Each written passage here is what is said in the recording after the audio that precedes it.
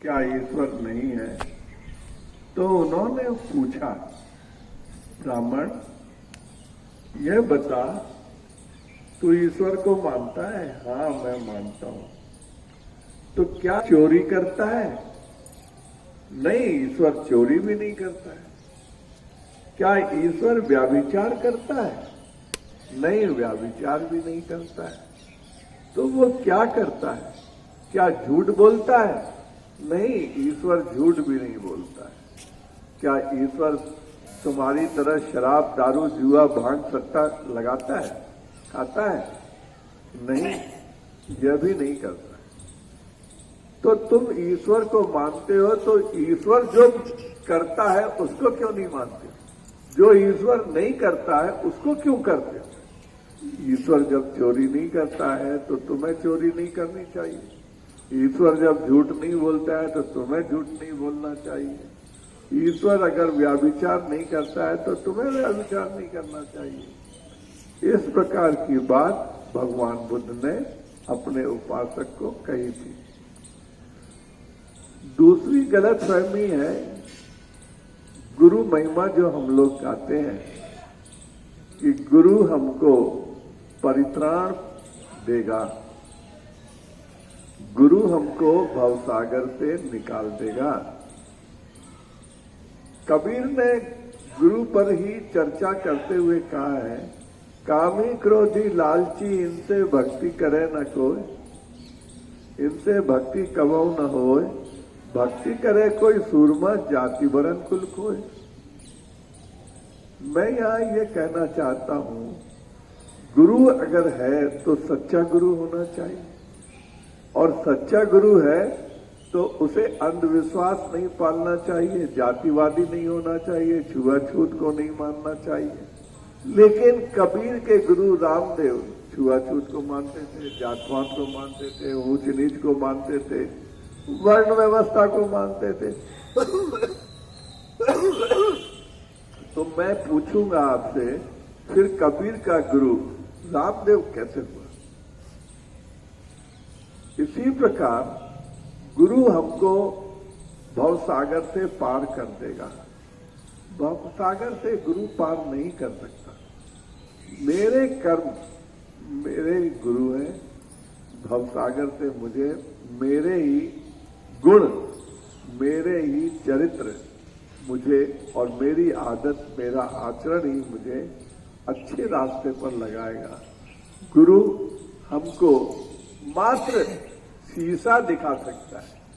शीशा देख लो, इस शीशे में तुम अपना चेहरा देख लो, तुम्हारा चेहरा क्या है। बस गुरु का यही छोटा सा काम है कि तुम क्या हो, तुम्हें क्या करना है, कहाँ जाना है, कहाँ नहीं जाना है, तुम्हारा जीवन कैसे बीतना चाहिए, तुम्हें क्या करना चाहिए, इसके बारे में गुरु बता सकता है। लेकिन अगर गुरु को ही पता नहीं है, गुरु भी भंगेड़ी हो, गुरु ही पैसा का लालची हो, और गली गली में आप गुरु देखने को मिलते हैं जो शराब पीते हो, तो ऐसे गुरुओं की संगत करने से, उनसे कान फुकवाने से अच्छा है कि घर में ही बैठना चाहिए। मैं किसी गुरु की बुराई नहीं कर रहा हूं, लेकिन यही कहना चाहता हूं कि हम लोगों को इन बातों में न जाकर के अपना चरित्र सुधारना चाहिए, अपने मन को शुद्ध करना चाहिए, और संग में बैठे हैं तो एक दूसरे से पूछ के अपना भला करना चाहिए।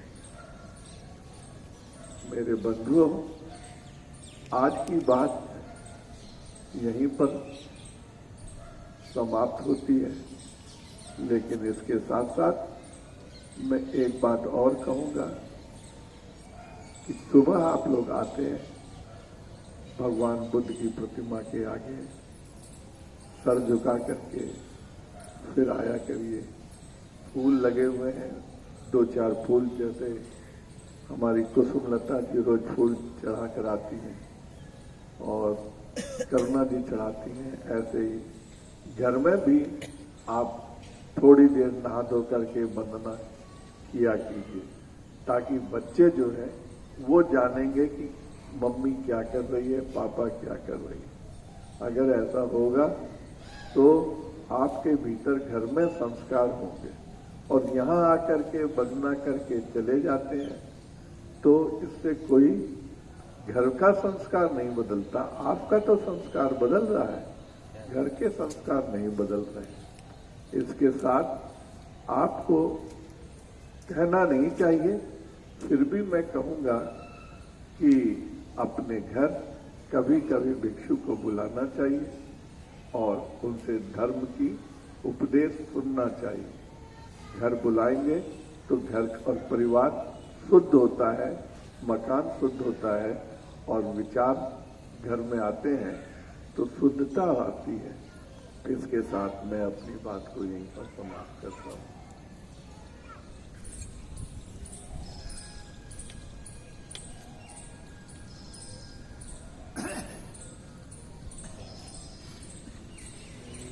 कल कहाँ पर छोड़ा था हमने?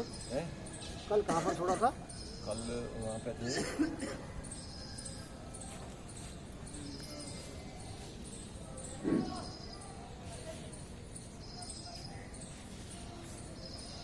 सम्मानित समस्त भारतवासियों, तथागत ने गृह त्याग कर दिया। मैं दिल की गहराइयों से हार्दिक अभिनंदन करता हूँ, स्वागत करता हूँ, जय भीम और नमो बुद्धा करता हूँ। भारत का गौरव भगवान बुद्ध, जिनके नीति और सिद्धांत धर्म और दर्शन पर चल करके भारत ने विश्व में विश्व गुरु होने का जो दर्जा हासिल किया, भारत को संपन्नता के क्षेत्र में सोने की चिड़िया होने का गौरव हासिल किया, आंतरिक संपन्नता और भाईचारे के लिए इस देश के बारे में ये कहावत हो गई कि यहाँ दही दूध की नदियां बहती हैं। ये संपन्नता का प्रतीक था, ये भुखमरी से मुक्त होने का, खुशहाली का प्रतीक है। ऐसे गौरव में भारत के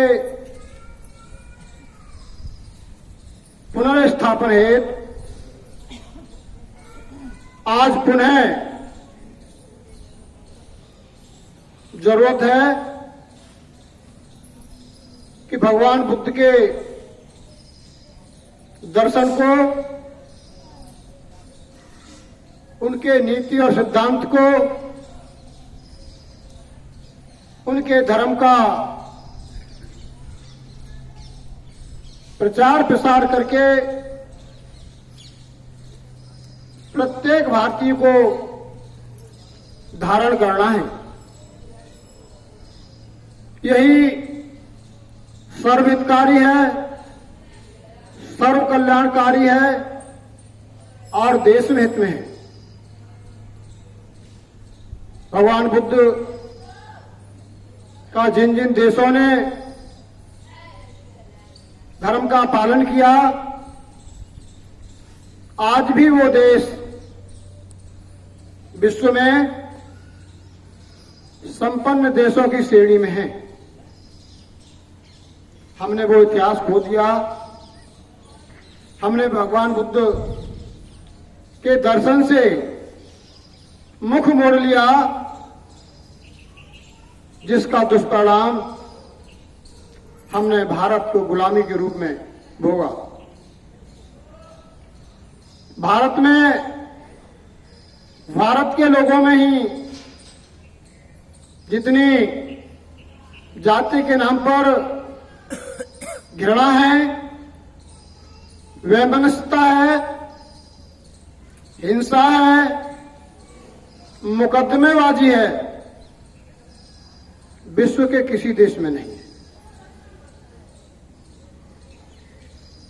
विश्व के किसी देश में जातवाद नहीं है। विश्व के किसी भी धर्म में जातिवाद और मनुष्य के बीच में ऊंच नीच,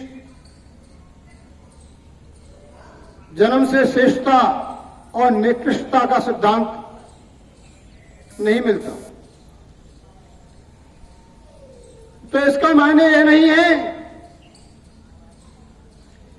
कि विश्व में पाए जाने वाले धर्म ही श्रेष्ठ हैं। भारत में श्रेष्ठता का कुछ नहीं है। नहीं, समस्त भारतवासियों, आपको गर्व करना है, आपको गौरव में महसूस करना है कि भारत माता ने एक ऐसे पुत्र को जन्म दिया जिसके दर्शन ने भारत माता का सर ऊंचा किया। और वो महान पुत्र था सिद्धार्थ गौतम, जिसने साधारण मनुष्य के रूप में जन्म लेकर के भगवत्ता हासिल की, परम तत्व को जाना और अपने लक्ष्य में मानव कल्याण को रख करके सारे धर्मोपदेश दिए। बहरहाल भगवान बुद्ध ध्यान साधना से, योग और प्राणायाम विधियों के महान ज्ञाता, परम ज्ञानी, विशेषज्ञ थे। और उस समय जितने भी ऋषि मुनि थे, उनसे बढ़कर के भी उन्होंने ध्यान साधनाएं हासिल करके परम तत्व को जाना और जिसे परम ब्रह्म कहते हैं, अनंत कहते हैं, वो उसमें लीन हो गए। लेकिन यह प्रक्रिया हर साधारण आदमी के लिए संभव नहीं है। जो विद्वान माताएं बहनें उस परम तत्व को जानना चाहते हैं, उस परम ब्रह्म में लीन होना चाहते हैं, उस अनंत के साथ एक होना चाहते हैं, तो उसका मार्ग भी भगवान बुद्ध ने विपස්සना के माध्यम से, ध्यान साधना के माध्यम से आप लोगों को प्रशस्त किया है।